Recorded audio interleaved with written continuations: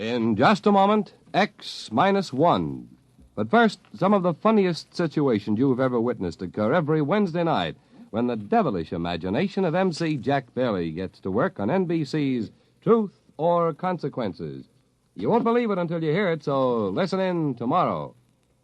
Then another laugh session is in store later on with the wise and witty Groucho Marx as he and contestants play You Bet Your Life, while the melodic note in your Wednesday evening schedule is music and fun on Airtime with Giselle McKenzie.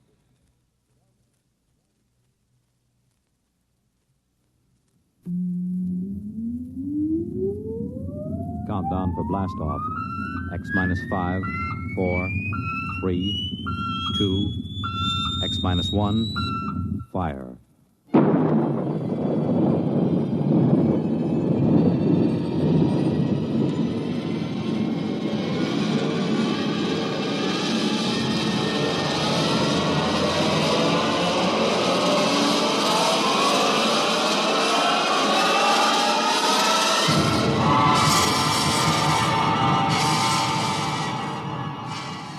From the far horizons of the unknown come transcribed tales of new dimensions in time and space.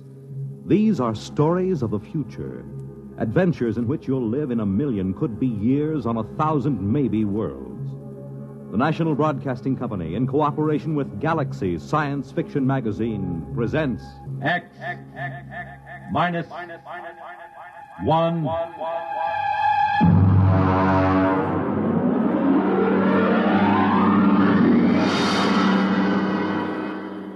Tonight, the Mark Clifton story, Star Bright.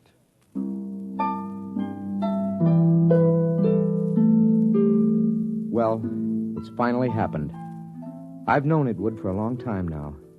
That's why I'm writing this, in the hopes that you'll understand and not think me mad. Whatever the outcome, I hope you will not judge me too harshly for what I've done or failed to do. Mr. Holmes. Mr. Holmes. Come in. Oh, hello, Chief. I just wanted to let you know, sir, that we're doing everything we can to find the children. Yes, I'm sure you are. We've got 300 men out combing the woods for them. The Army base has volunteered another 100 men, and we've sent an all-points bulletin to every police unit in the country. Fine. I just wanted to check and make certain our description is accurate. Your little girl, Star, was wearing a blue dress and white sandals. Is that right? That's right. And she is how old? 6 years old. And the little Howell boy, how old was he? 7, I believe, yes, 7. Uh-huh, thank you. Well, I'll be in touch with you. Well, that's very good of you, Chief. Oh, by the way, yes. Mr. and Mrs. Howell, how are they taking it? Well, they're pretty upset, naturally. Mr. Howell, he's out with the men searching. Yes, I know. And Mrs. Howell's in the car outside. Ruth is outside? Why didn't she come in?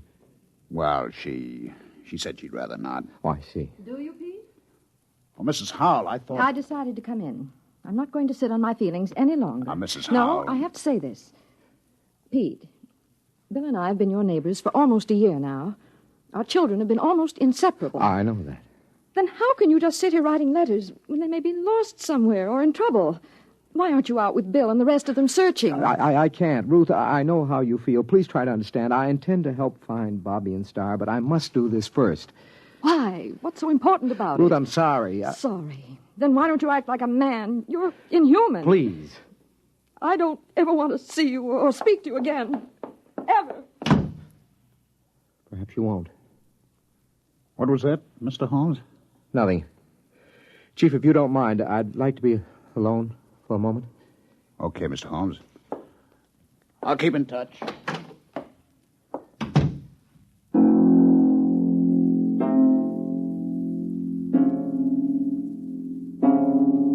How can I tell them? How can I make them understand?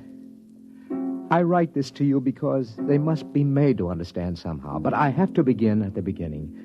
I think I first noticed it one evening when Star was 3 years old. I was in my reading chair going over some work. Star was sitting on the floor in the circle of light with her blunt-nosed scissors and scraps of paper. Her long silence made me glance down. And then we glue this together, put a line here and there. Star. Like that. Star. What it, Daddy. Can I see what you've made? Uh-huh. Well. It's quite a coincidence. What? You know what they call a piece of paper joined together with a half twist like this? Nope. It's called a Mobius strip. You mean somebody already made one? A man named Mobius, mathematician, long time ago. Did he know you can put a line on it like that so it has one side all joined? Yes, he did. Someday I'll tell you what it means. Now do it. What? Tell me about a Mobius strip. Very complicated. Then read me about it. Oh, you wouldn't understand, honey. Read me anyway. Okay, young lady. But I warn you, it'll be like one of those nonsense rhymes. At least, I hope it will.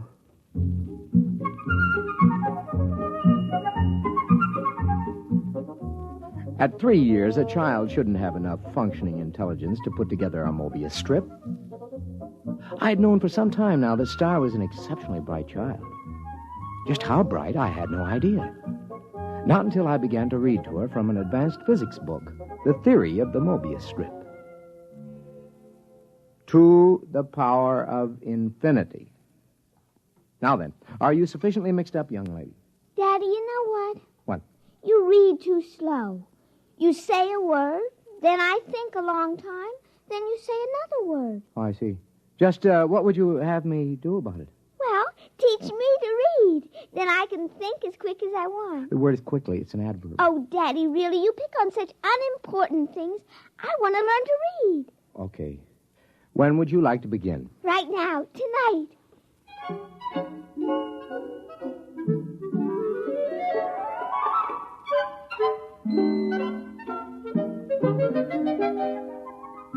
Before she went to bed that evening, my daughter was able to read. In the months that followed, a great deal happened. Some of our friends, like Jim Petrie, have dropped in and been amused to see her on the floor, rapidly turning the pages of an encyclopedia as big as she is. Sit down, Jim. Oh, thanks. Star, aren't you going to say hello to Uncle Jim? Hello. I see she's taken to looking at the pictures in the encyclopedia, huh? Oh, yeah, yes. Come on in the library, Jim. I'd like to talk to you privately. Yeah, sure thing. Bring your drink, huh? Okay. I'll shut the door here. Why all the secrecy? Sit down. Now, Jim, we've been friends, you and I, ever since engineering school. So? Neither of us have ever mentioned it, but one of the reasons we were drawn together is because both of us have IQ somewhere up in the genius ratings. Oh, I think it was more than that. Well, that played a part. It isn't easy to be exceptional in a world which regards mediocrity as the only behavior above suspicion. Well, we all have to live with our afflictions.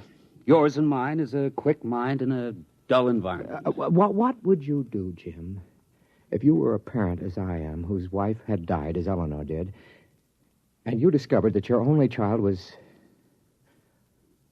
well, afflicted with a fantastically brilliant mind? Star? Oh, come on, Pete. Any little girl who's content just to look at the pictures in the encyclopedia. Jim. I mean, after Jim. all. What? She wasn't looking at the pictures. Huh? She was reading the pages. What? But she was turning them as fast as humanly possible. She was reading them. What? I know. I've tested her. She not only remembers everything, she understands the concepts.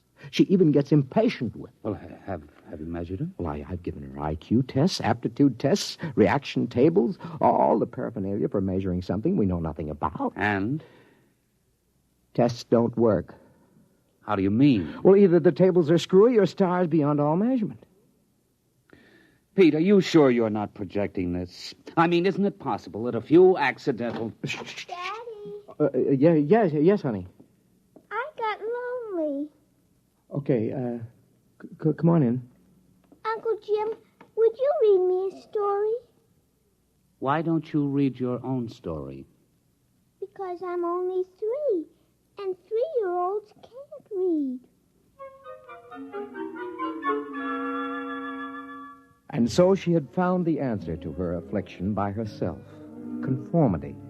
She had already learned to conceal her intelligence. So many of us break our hearts before we learn that. When Star was 4 years old, according to state law, her mind had developed enough so she could attend nursery school. Hi, Daddy. Hi, honey. Did you, like nursery school? Oh, yes, it was fun. What'd you learn today? Not much. I tried to cut out paper dolls, but the scissors kept slipping. Now, look, Star, don't overdo it. That's as bad as being too quick. The idea is that everybody has to be just about standard average. That's the only thing people will tolerate. It's expected that a little girl of 4 should know how to cut out paper dolls properly. Oh. I guess that's the hard part, isn't it, Daddy? To know how much you ought to know. Yeah. That's the part I always found hard when I was young. It's really all right. I let one little girl show me how to cut them out, so now she likes me. She just took charge of me and told the other kids they should like me, too. So they did, because she's the leader, even if she is one of the stupids. What? The stupids. That's the trouble with you, Daddy. You don't grasp things right away. That's because you're only a tween. Between? I assume that means an in-between? That's right. You're in between a stupid and a bright. And you're a bright? Yes. I made those names up when I was very little. How little? Oh, about 6 months old.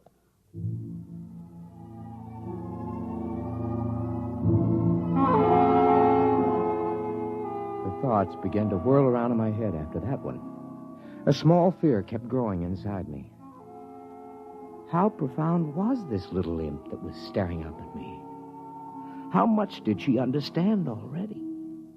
Even as the thought formed, I learned the final horrifying fact about my little girl. It's all right, Daddy. Don't be afraid of me. Well, how did you know that I was thinking anything like that? Well, I just figured it out. Star.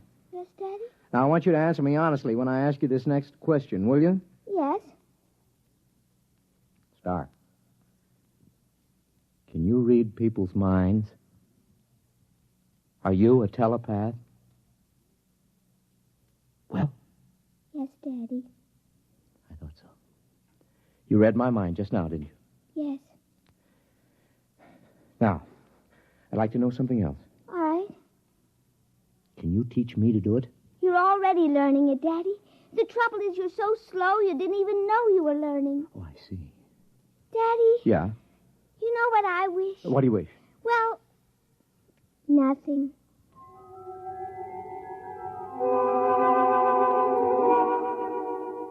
All the same, I knew exactly what she was wishing. She was wishing for a companion whose mind would match her own. You see, I was becoming telepathic. Just a minute. Well, hello. Is your little girl home? Yeah, she's upstairs. Who are you? I'm Robert. Robert who? Robert Howell. My mother and father moved next door yesterday. Oh, well, come in, Robert. I'd like to play with your little girl. How'd you know I had a little girl? Oh, I just know. Oh, I see. And how old are you? I'm 6. Well, I'll ask Star to come downstairs. I'm sure she'll be glad to see you. Yes, she will. Tell me, Robert, are you a tween or a bride? Oh, I'm a... What did you say, Mr. Holmes? Nothing.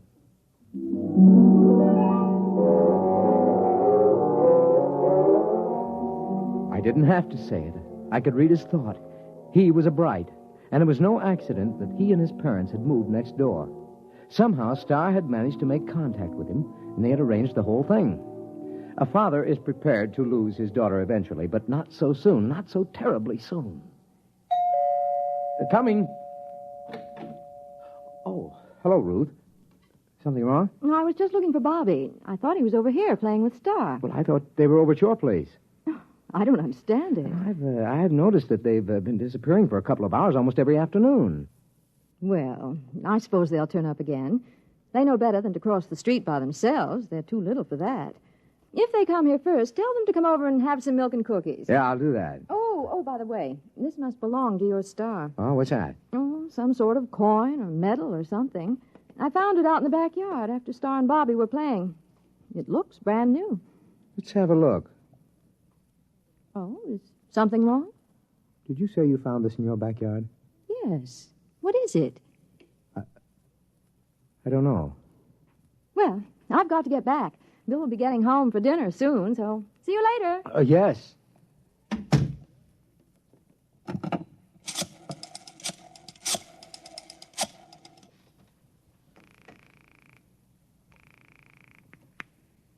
Hello? Jim? Yes. Do you have a portable spectrophotometer? Well, sure. We've got a dozen here at the lab. Pack one up and get over here right away, will you? Well, Pete, I don't quit till 5. Look, do as I say, huh? It's important. Well, okay.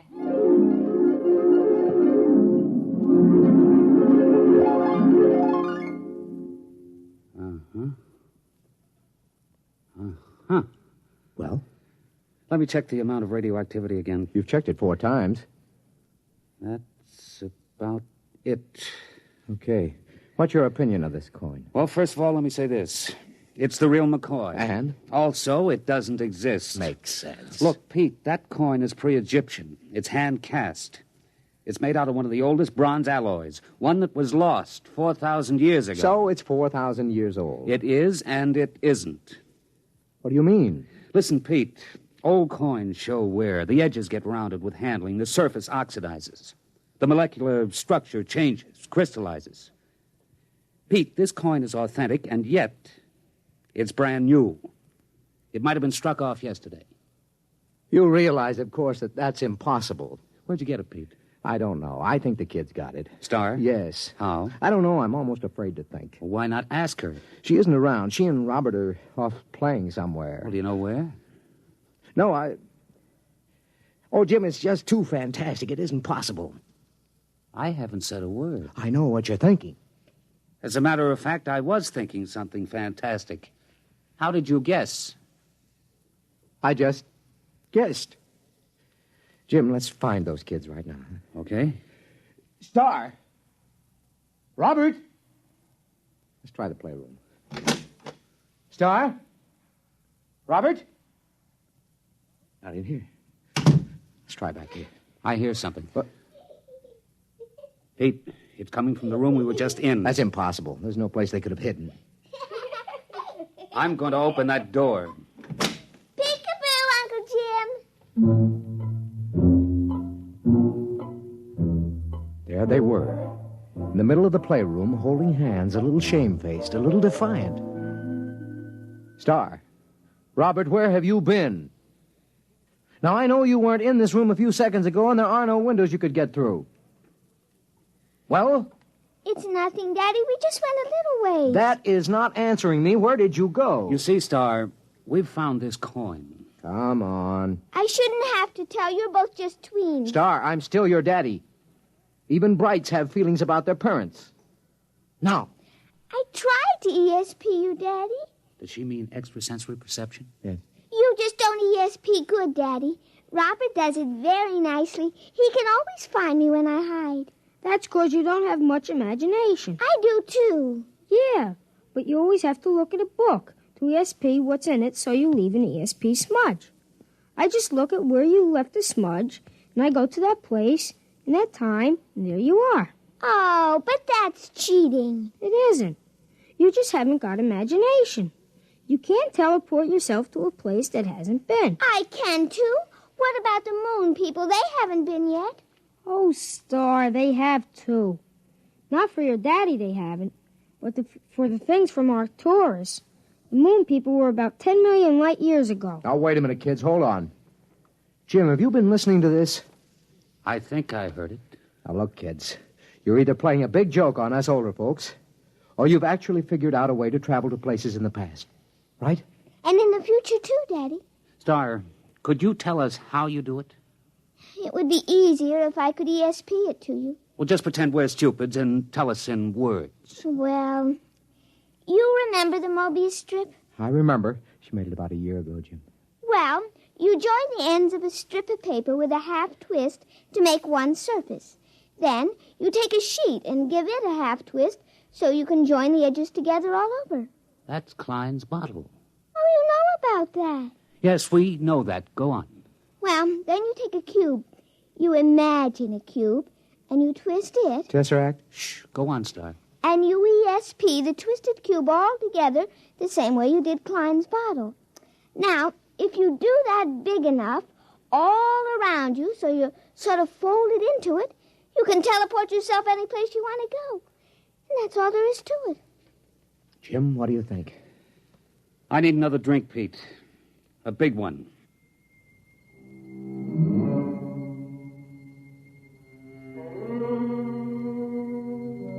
That's all there was to it.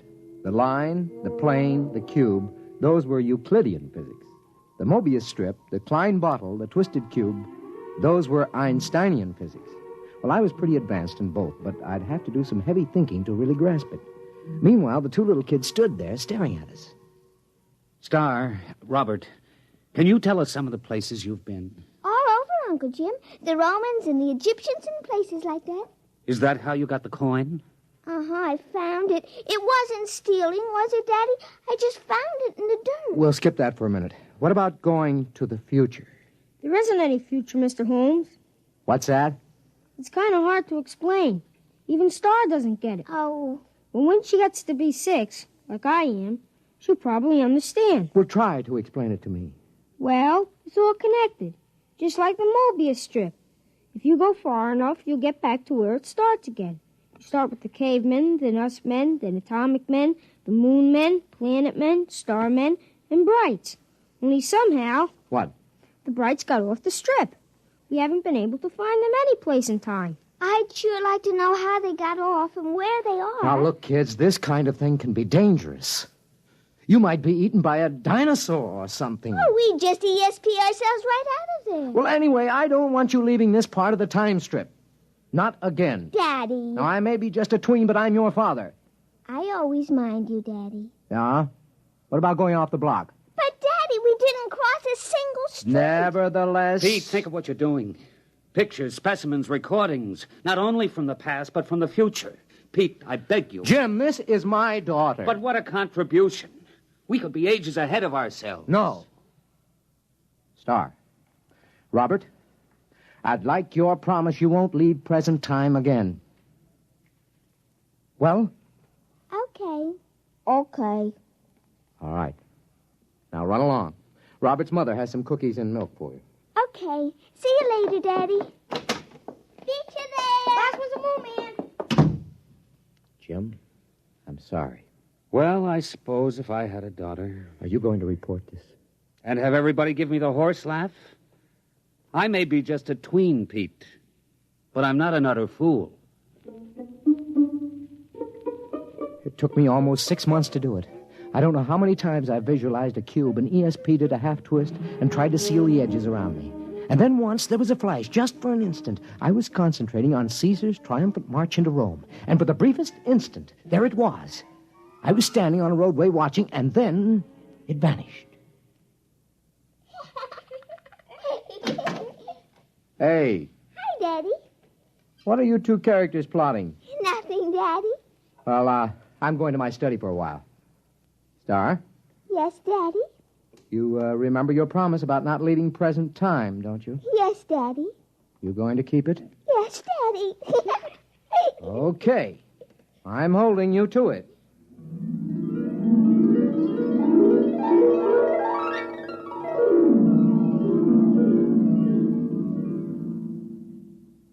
Hello?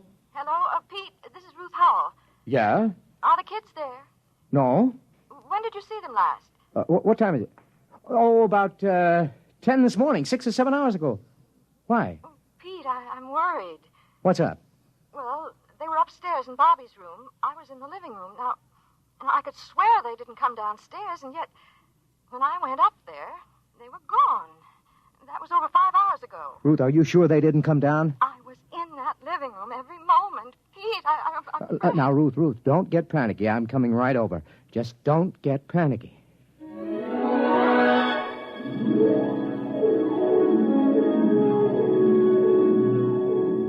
There wasn't a trace of them. Well, that isn't exactly true. Remember what Robert had said about Star leaving an ESP smudge? Well, I was able to catch it in Robert's room. It had something to do with where the Brights went when they got off the time strip. That's it, of course. They wouldn't disobey by leaving present time. But isn't it possible that there is more than one present time? Isn't it possible that another now coexists with ours? That's the clue, of course.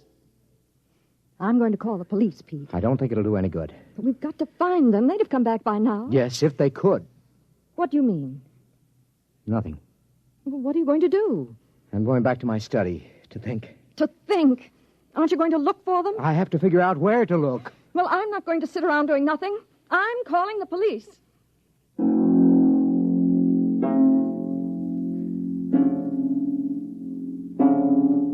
That was this morning. I've been doing some desperate concentrating since then, Jim. I'm writing this down so you'll know. I've already managed to go back to the time of Cheops and ahead to the time when men were navigating to distant planets in a matter of days. But the big job remains. How to get into a dimension parallel with our own at the same time. I figured out that to get the equivalent of a Mobius strip with depth, you must use the supercube, the tesseract. That's what I'm working on at the moment. If I succeed, there is a possibility I may not be able to get back. I hope you will be able to make Bill and Ruth Howell understand. Okay, now if I take 6 cubes and fold them in one another so that every angle is a right angle. Yes, all right, I've got that. And now if in folding, I ESP the tesseract, a half twist around myself. Mr. Holmes? Mr. Holmes, are you in there? Mr. Holmes? We'll have to break in. It's locked from the inside. Mr. Holmes. Pete! Pete, where are you? Pete! That's funny. The door was locked from the inside, but here's his fountain pen with the ink still wet. But he's gone.